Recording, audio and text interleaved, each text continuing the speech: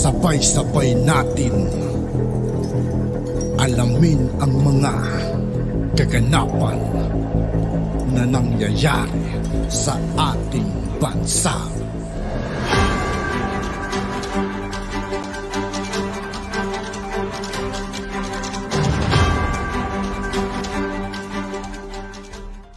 Yo, what's up mga kaibigan? This is I2K po again. Ngayon nandito ulit tayo sa channel ni News PH. Dito ulit tayo magbibigay ng komento at reaksyon. Kaya samahan niyo ako guys. Let's go! NBI, bigong maiuwi ang itong si dating Congressman Arnulfo Teves para harapin ang kanyang mga kaso sa Pilipinas. Yung NBI, pumunta po tayo para sunduin si Congressman Teves. Ano po to, no? Pasensya na kayo kung hindi ako kaisa ng mga kung sino pa man dyan sa usapin kay Teves. Alam nyo po, may kaso po si Teves, no? Siya po ay na-issuean ng warrant of arrest. Okay. Tapos tayo, para kwento lang, no? Tapos lumabas siya sa Pilipinas, nakalabas siya, naroon siya sa Timor-Leste. Hinahanap po siya, pinaghanap po siya ng otoridad. Tapos yung red ano yan, basta may tawag doon eh. Nakalimutan ko lang, basta red notice, no? Red notice ng pamahalaan ng Pilipinas dahil tayo po ay miyembro ng Interpol. Ay lahat po ng mga kasapi ng Interpol ay inabisuhan na may wanted po si Congressman Teves dito po sa Pilipinas, no? Supposedly tayo yung nag-request di ba? Tayo yung nag-request. Kung titignan natin, pagdating po dito sa susunduin na natin through NBI, bakit hindi po natin naiuwi? Ito po mga katwiran, parang alam nyo, minsan parang pakiramdam ko wala nang sumiseryoso sa Pilipinas eh, no? yung mga request natin parang wala lang. Ito yung sinabi ng NBI, no? The NBI has returned back to Philippines but failed to bring home expelled Negros Oriental Congressman Arnulfo Teves. Bakit daw po hindi nila nakuha? Yan. Legal process po ito, sabi ng mga taga-NBI. At tayo naman bilang requesting party sa pamamagitan ng Interpol ay mag-aantay kung anong termination point of process nila doon sa kanilang bansa. Okay? Kasi yung katwiran po doon sa Timor-Leste, authorities are still evaluating the request of International Criminal Police Organization o Interpol. Ayun pala yung Interpol, International Criminal Police Organization, and the country's request for the custody of the former congressman. Pinag-aaralan pa ng sa madaling salita, pinag-aaralan pa ng Timor-Leste kung yung dalawang request sa kanila, request ng Pilipinas at request ng Interpol. Tayo lang nag-request sa Interpol, di ba? Parang teka muna kayong Pilipinas meron request yung Interpol diyan eh. Di ba tayo nga yung nag-request? Kaya hindi ko alam kung may sumaseryoso pa ba sa Pilipinas sa mga request ng Pilipinas. Na-imagine ko kung yung presidente ng Timor-Leste, kung si Duterte kaya yan, panahon ni Duterte nag-request. Di ba? Iba rin yung may dating ka eh.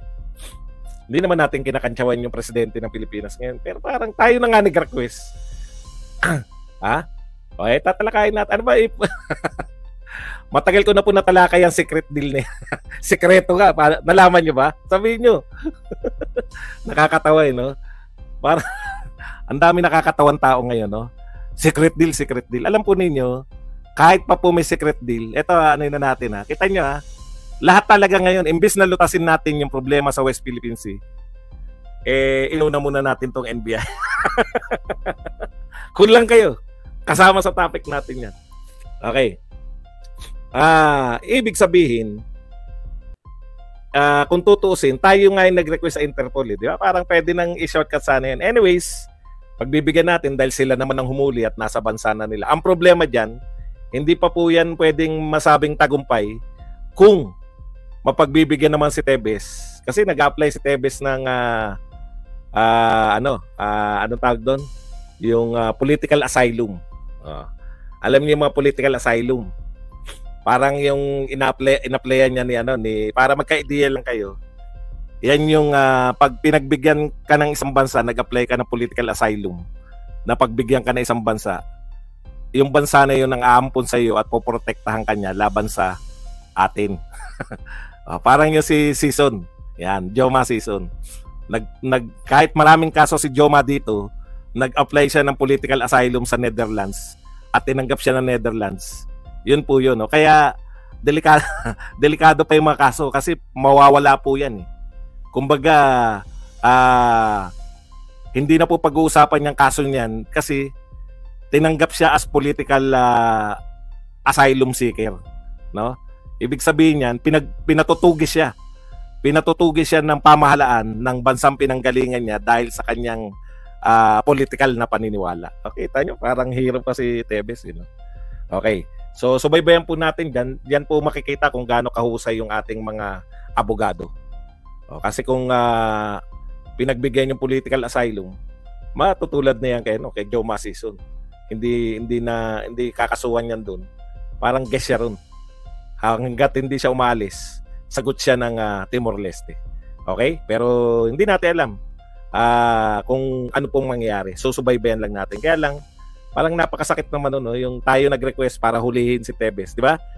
Yung Pilipinas yung nag-request para hulihin si Tebes. Tapos nung nahuli, hindi natin makuha. Parang there's something.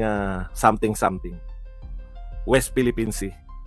Matagal na po to. Pagkaupo pa lang yata ni PBBM, binombit na tayo ng tubig, di ba? Magdadalawang taon na, binobombit pa rin tayo ng tubig, hinaharang pa rin yung barko natin. Tapos parang proud na proud pa. Alam niyo kung ako ang vlogger ni PBBM o pro-admin vlogger ako, hindi ba nakakahiya na yun na nagsimula ka pa lang, kasi simula mo pa lang, yan pa lang yung mabigat na problema na dumating sa'yo, kung tutuusin. Yung iba, kayo na may kagagawan, yung grupo na ng administrasyon. Yung mga problema sa Duterte, problema yan na nilikha ni Martin Romualdez. Yung pag-aalboruto ni Tatay Digong, nanahimik na nga yan. Si Tatay Digong, konting payo, konting po na lang, pero never po yan na nanawagan ng mga rally-rally. No? Pero buhat nung tinira nyo si Inday, actually, kagagawan nyo. Kagagawan nyo kung bakit may problema kayo sa mga Duterte. Di ba? Okay. Ito po, kasi simula pa lang. Yung West Philippine Sea po, baka mamaya pag nag-suggest ako, humanga kayo sa akin. Bumaliktad kayo sa mga amo nyo. Di ba? May dalawa akong suggestion, pero i-discuss muna natin. Okay? May dalawa akong suggestion dyan. Kita mo, sinasagot ko kayo.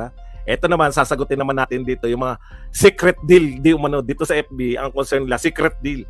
Ito naman, ang question dito ay, ano ang suggestion mo? Kita nyo naman. Talagang si Badong, hinihintay na kung ano yung suggestion ni Badong. Anyways, simula pa lang. Ilang buwan pa lang, di ba? Binombit na tayo. Issue yan nung una. Nagwawala si Subiri, no? Boycott China!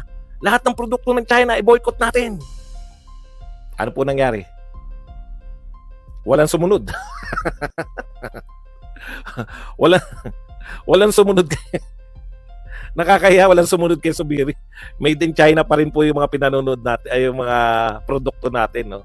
Marami pa rin pong produkto natin made in China. Nagresulta pa nga yan, kung hindi ako nagkakamali, na marami pong produkto tayo tulad ng mga saging, di ba? Sa buwisit ng China sa atin, hindi na sila bumibili. Nabawasan yung export natin. Anyways, tagal ng problema, magdadalawang taon na. Wala naman tayong naririnig na konkreto, no? Problema po ng Pilipinas yan. Sa totoo po, yan po ay problema ng Pilipinas. Dapat kasi nagtutulungan na lang sila mga kaibigan, ano? Para mas maganda sana. At yun nga po mga kaibigan, dito po nagtatapos ang ating reaction video. Muli ako po si I2K ng Sundalo ng Dunggalo. Maraming salamat sa patuloy na pagsuporta.